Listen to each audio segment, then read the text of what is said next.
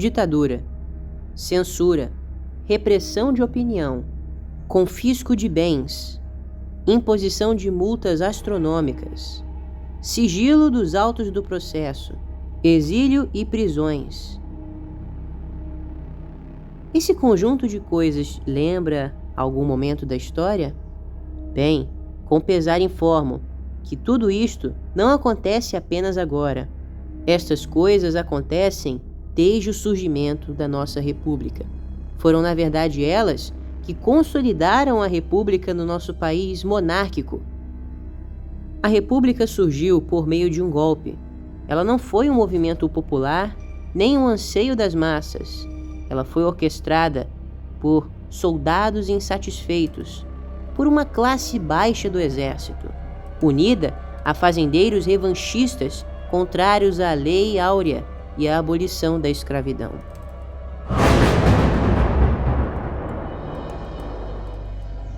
O golpe do dia 15 de novembro foi dado por pessoas arrogantes, prepotentes, orgulhosas e que não tinham nenhum compromisso com a bondade, com a verdade ou com a democracia. 3 grandes fatores motivaram os golpistas a juntarem-se no dia 15 e destituírem Dom Pedro II, Dona Isabel e a família imperial do trono e tirarem dos brasileiros a oportunidade de crescermos como nação.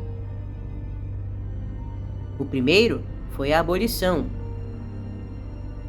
Dona Isabel redimiu uma nação inteira e uniu o povo. Sua Alteza Imperial e Real articulou nos bastidores durante meses para que a abolição se tornasse possível. Enfrentou resistências e, inclusive no dia da abolição, recebeu ameaças, dizendo que havia redimido uma nação, mas que havia também perdido o trono da mesma. A maioria dos grandes fazendeiros do império eram donos de escravos.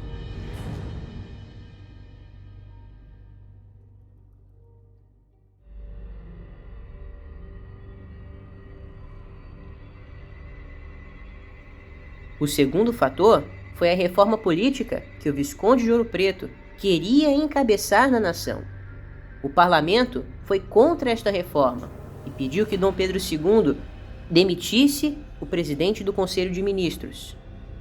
Sua Majestade, no entanto, escolheu entregar ao povo a responsabilidade de decidir o seu futuro. O povo, afinal de contas, e isso não é surpresa, apoiou Ouro Preto e a monarquia. Foi a favor a reforma que diminuiria o poder central, ampliaria o poder das províncias, diminuiria o poder das oligarquias. Isso se traduziu numa massiva derrota do Partido Republicano e do Partido Conservador na eleição de agosto de 1889. Dos 129 assentos, 120 estavam com Ouro Preto. Os 120 liberais apoiaram a reforma de Ouro Preto e a monarquia. Dos assentos restantes, 7 foram para o Partido Conservador, dos quais a metade também estava junto de Ouro Preto. E dos restantes, apenas 2 caíram sobre os republicanos. Isso mostrava que a República era impopular e que a população não admitia a mudança da forma de governo.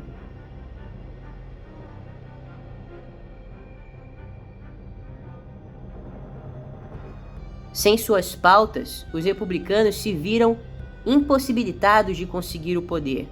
O poder precisaria ser tomado à força, e antes que este novo Congresso eleito assumisse. A nova legislatura tomaria posse no dia 20 de novembro, e os republicanos tinham pouquíssimo tempo para arquitetar a queda da monarquia.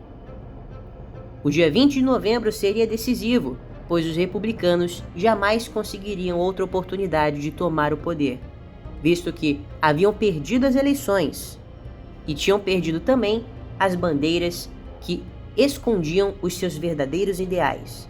A abolição havia sido feita pelo Império. A descentralização estava sendo feita pelo Império. A liberalização da economia também estava sendo promovida pelo governo imperial. Portanto, a aspiração republicana de ganância pelo poder não seria mais justificada por nenhum desses outros aspectos. Por isso, os republicanos decidiram por um golpe.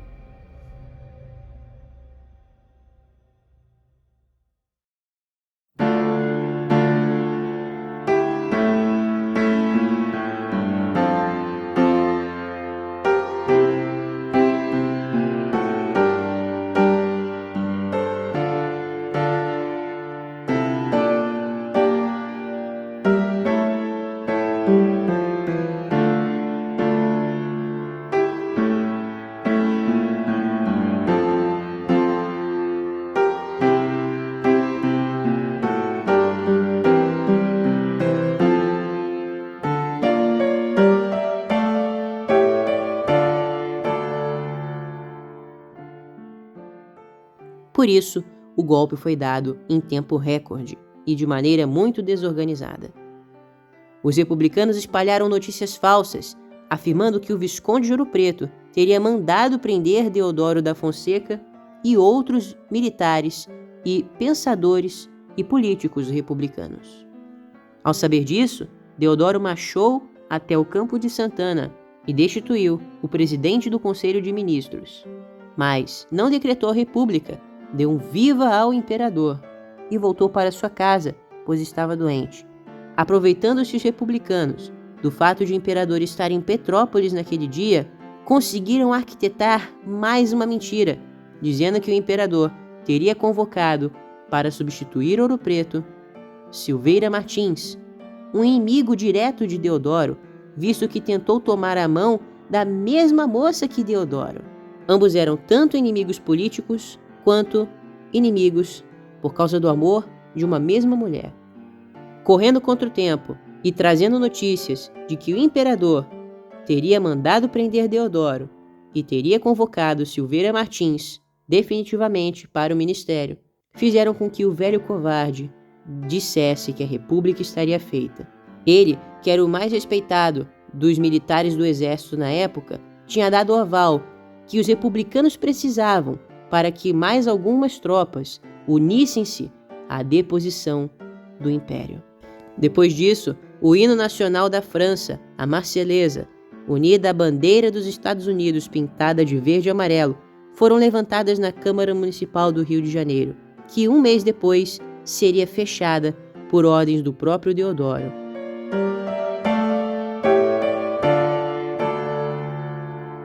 Com isso, a família imperial foi feita de refém no Paço da Cidade, que fica no Largo do Carmo.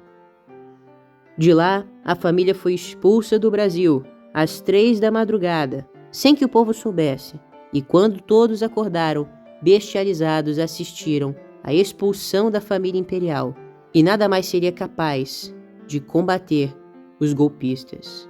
Eles tinham conseguido a sua vitória, usaram de notícias falsas e tiraram do Brasil a sua merecida oportunidade de se tornar uma nação soberana, independente e com prosperidade.